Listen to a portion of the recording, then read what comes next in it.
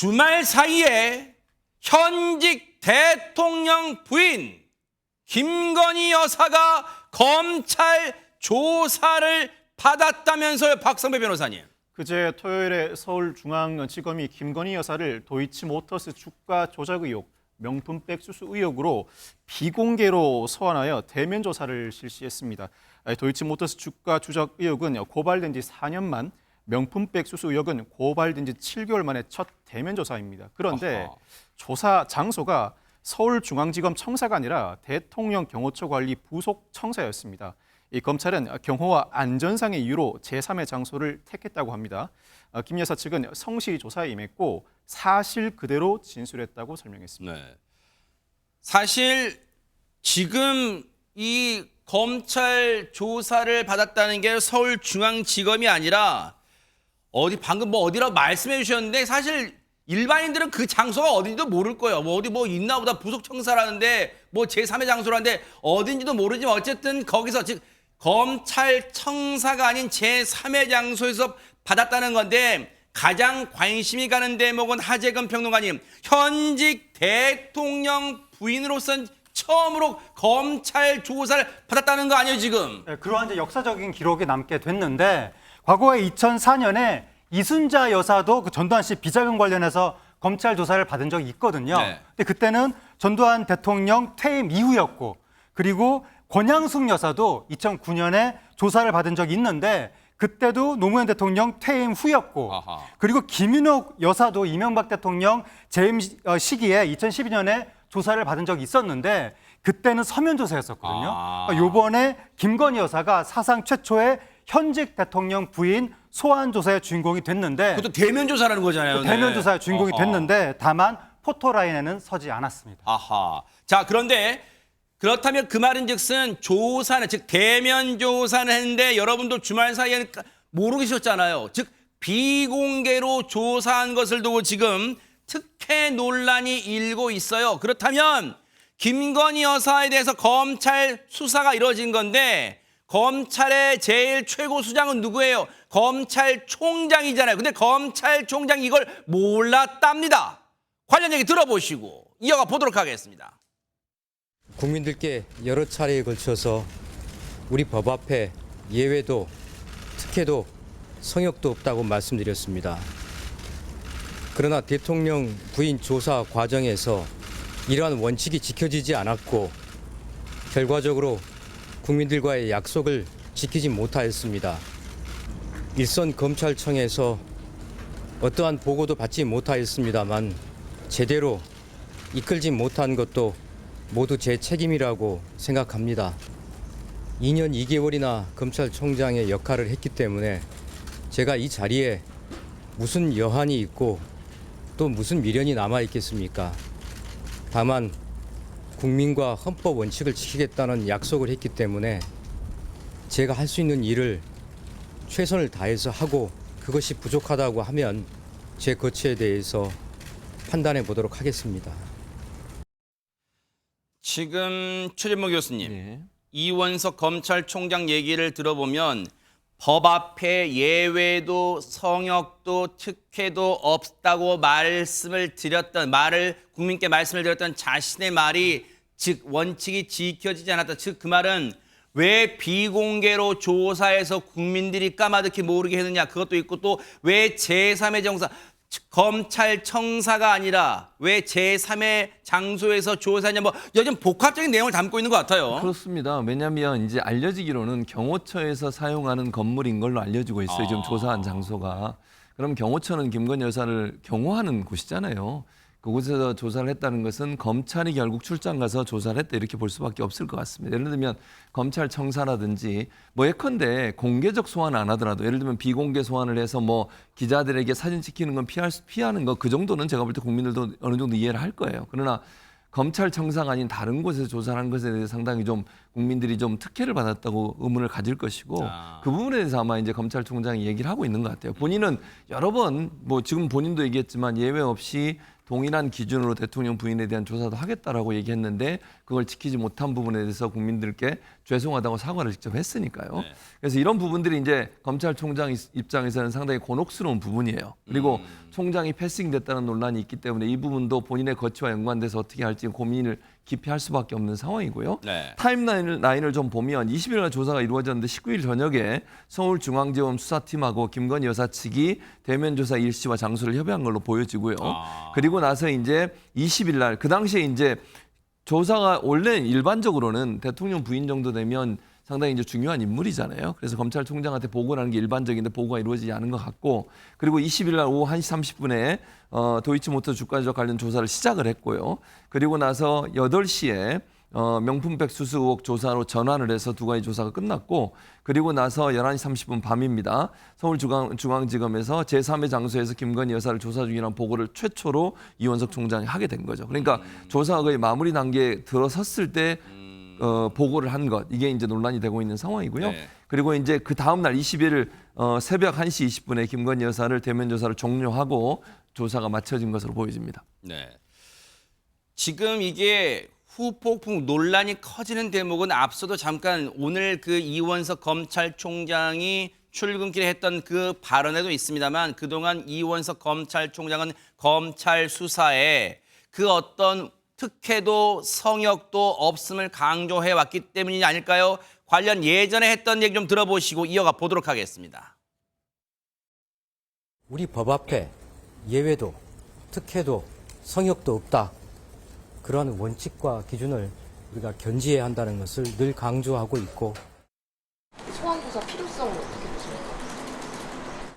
이에 대해서는 중앙지검 수사팀에서 철저하게 수사를 하고 있고, 다른 어떠한 일체의 고려도 하지 않고 원칙대로 절차를 지켜서 기준을 잘 갖추어 수사할 것이라고 저는 보고를 받았고 또 그렇게 믿고 있습니다. 실제 수사가 좀 마무리 국면에 접어들었는데 조사 시점은 좀 언제 정해질지. 그 부분은 수사팀에서 철저하게 수사를 진행을 하고, 그리고 일정에 대해서도 결정해서 따로 보고를 해올 것이라고 생각하고 있습니다.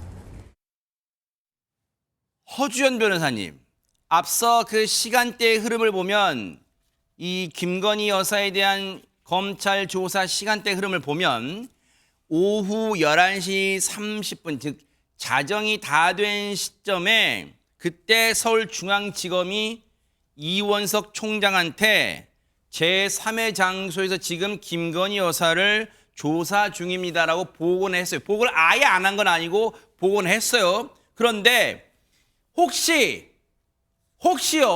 허준 변호사님, 야, 너 지금 총장한테 보고했어? 아, 맞다. 아, 깜빡이다. 야, 지금이라도 빨리 보고해. 혹시 이런 거예요? 아니면 애초부터 알릴 생각이 없었던 거예요? 뭐 전자가 아니라 후자에 더 가깝다는 정황들이 나오고 있어요. 그게 바로 이원석 검찰총장 입장에서는 상당히 붕괴한 부분일 겁니다. 어허. 그러니까 사전에 중앙지검 측과 대통령실에서 모종의 교감이 있어서, 그래서 의도적으로 이원석 검찰총장에게 보고를 하지 않은 것이 아니냐라는 의혹이 나오게 되는 이유가, 일단 지금 김건희 여사가 2개의 혐의로 수사를 받았잖아요. 그러니까 도이치모터스 주가 조작 사건과 그리고 명품백 수수 의혹. 근데 중앙지검 얘기는 그거예요. 도이치모터스 주가 조작 사건 같은 경우에는 검찰총장이 수사지휘권이 없다. 그래서 결과만 보고하도록 되어 있기 때문에 아무리 영부인이라고 하더라도 소환 조사하는 건 미리 보고를 못한다라는 게 중앙지검 얘기예요. 이거는 언제로 거슬러 올라가냐면 2020년에 추윤 갈등이 한창 정점에 달했을 때, 그때 당시 추미애 법무부 장관이 윤석열 검찰총장에게 5개 사건에 대해서 수사지휘권을 배제하라는 그런 지휘를 하거든요. 그러니까 이 5개 사건 중에 뭐 여러 가지가 있는데, 뭐 라임로비 의혹이라든가. 근데 이 윤석열 당시 검찰총장의 배우자나 친인척이 관련된 도이치모터스 주가 조작 사건도 포함이 돼 있었던 거예요. 그래서 보통 통상은 검찰총장이 중요 인물에 대한 수사에 대해 보고를 받지만 이 사건에 한해서만큼은 보고를 받지 못하고 결과만 보고하도록 돼 있기 때문에 우리가 영부인을 부른다고 하더라도 검찰총장에게 보고할 수 없다라는 것이 중앙지검 측 얘기예요. 그런데 명품백 수수 의혹에 대해서는 여전히 검찰총장이 보고를 받을 수가 있는 상황이잖아요.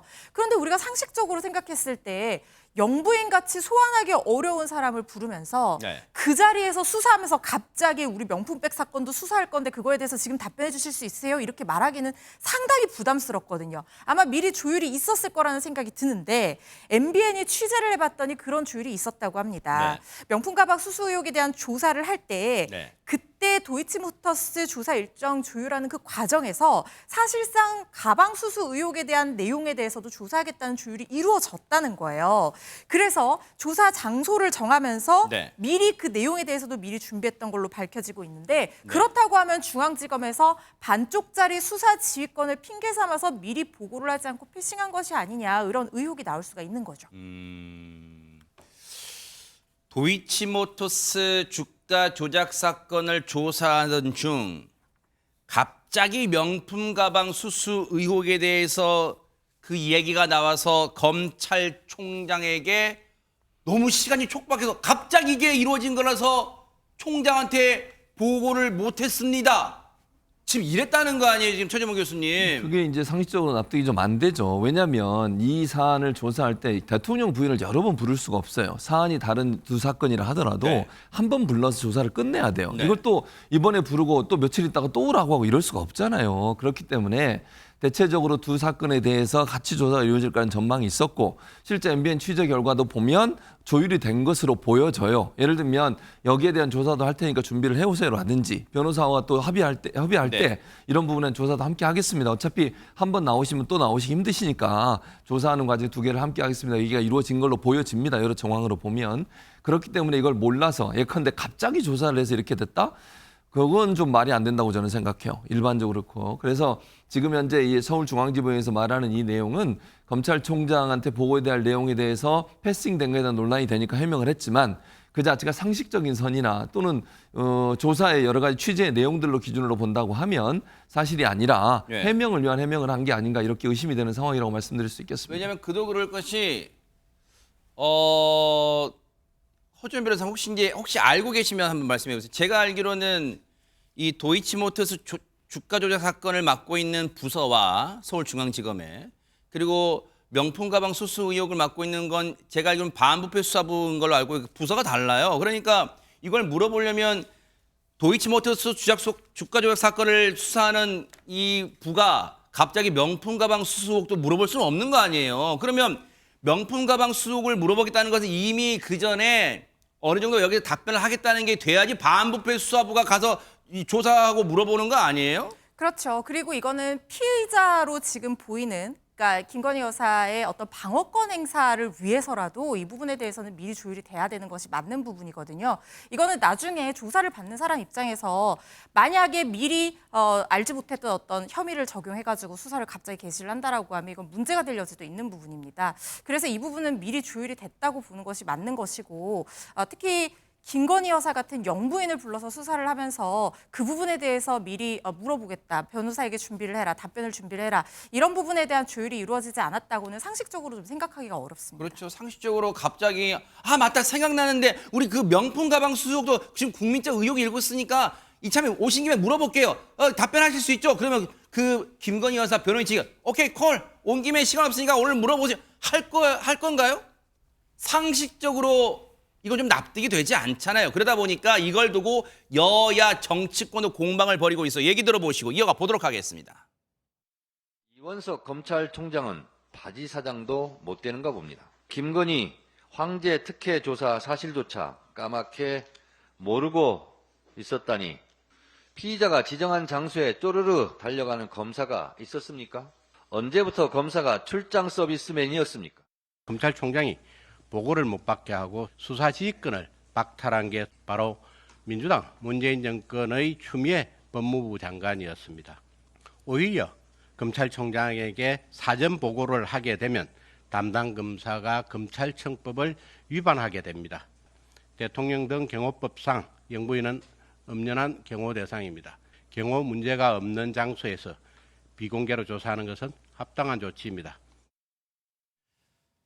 유인경 평론가님 지금 정점식 물론 검사 출신입니다. 정점식 의원, 정점식 정책위 의장입니다. 정점식 정책위 의장 얘기 들어보니까 오히려 보고를 하는 게 그 법 위반 소지가 있다는 거에 지금 뭐 그렇게 지금 반격을 하고 있습니다. 예, 그래서 정정식 국민의힘 정책부의장 발언에 대해서 판사 출신인 추미애 의원이 이제 이렇게 얘기를 했습니다. 어쩜 그리 궁색한가라고 이제 비판하면서 네. 이해충돌 소지가 없는 후임 총장의 수사 지휘권을 장관이 복원하고 또 검찰총장 지휘하를 제대로 수사해야 떳떳하다고 말할 수 있을 것이라고 얘기를 했고요. 네. 서울중앙지검장 출신 이성윤 의원 국회의원이 되셨더군요.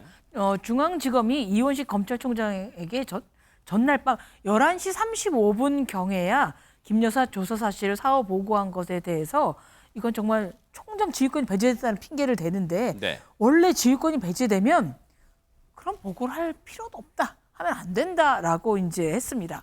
그런데 사실 이 현직 대통령 영부인이 검찰 수사 받는 건 매우 드문 일이긴 하죠. 세계적으로도. 근데 선배가 있습니다. 김건희 여사보 선배가 있는데 바로 힐러리 클린턴이죠. 빌 클린턴 대통령이 대통령 재임 시절에 4년간 6번이나 특검 수사를 받았습니다. 끝끝내는 이제 무죄가로 결론이 났는데요.